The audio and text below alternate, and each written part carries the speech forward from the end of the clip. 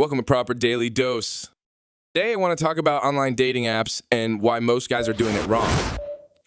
Do you find yourself stuck in the never-ending cycle of first dates, ghosting, and horny texts at 2 a.m., feeling like you are giving out free dinners? I spoke to a lot of my friends who are having meaningless dates weekly, reviewed their online profile, and most of them have one single thing in common.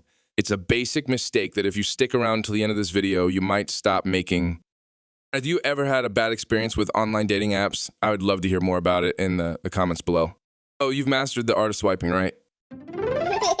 You're the titan of online dating apps, the swiping king. How many Tinderellas are you juggling at the moment? It's time for you to graduate from the school of swiping and embark on the quest for a genuine, healthy relationship. It's okay to have a list of qualities you're looking for as long as it is realistic. I have a friend who won't date girls who wear animal print. That's just absurd. But looking for compatibility is important. Here are some things you should start considering before you take the next girl out. First off, it's not a game. Even if it feels like one. Online dating might feel like a game with all the swiping and matching, but it's not. Behind every profile is a real person with feelings, dreams, and apparently a love for dogs. Don't overthink your own profile or how you will approach that match. Just make sure it reflects who you truly are. You could just start with hello. Stop with the profile perfection delusion. Your profile says you love hiking, but the last time you hiked was when you took the stairs instead of the elevator. Dude, come on. Be real, not just virtual. Authenticity wins over a fabricated persona any day. And if someone's into you for being a couch potato or for smoking weed and watching cartoons, isn't that the dream? Here's a pro tip: meet sooner rather than later. Real-life chemistry is usually a bit different than what you anticipate. Chemistry. Can you look past the pictures? Consider this. Could you go dancing in the rain together and dry in the wind and still look like your pictures? Honestly, it shouldn't matter. We are so used to judging the book by the cover, it can be hard to look past it. She looks like a supermodel in her photos or a real Kardashian. The overinflated lips, unreal eyelashes, fake boobs, and zero personality. Beauty should not be the most important thing. Compatibility is the only important thing. Dig deeper, ask questions, find out if she's Team Marvel or Team DC before you move forward. What Hogwarts house does she belong to?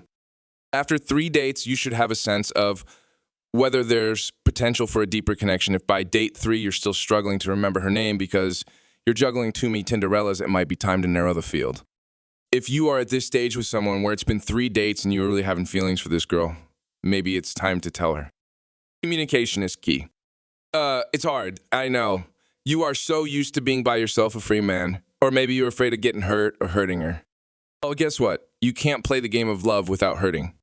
Just jump in, man. And we've all been there. Being vulnerable is hard nowadays, and we all know it. And if you're looking for a genuine relationship, then the booty call is not your friend, or it's a booty text. Show genuine interest in her day, her feelings. It's better to find out her weird quirks right away. But also, show her how weird you are.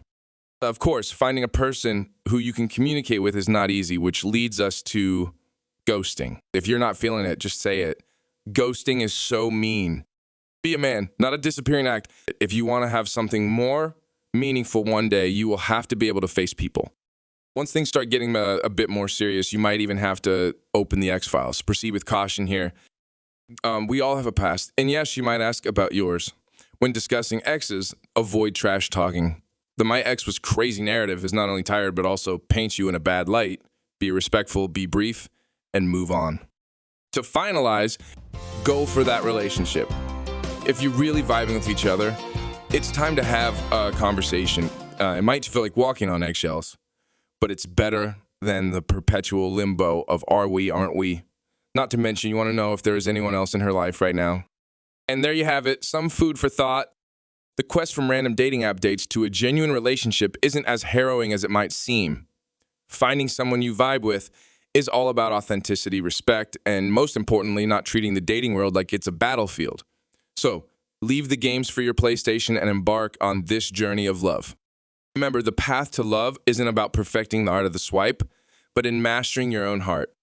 Subscribe for more content like this and leave a comment if you are having trouble making a real connection, and I promise to give you some advice. Happy dating and good luck.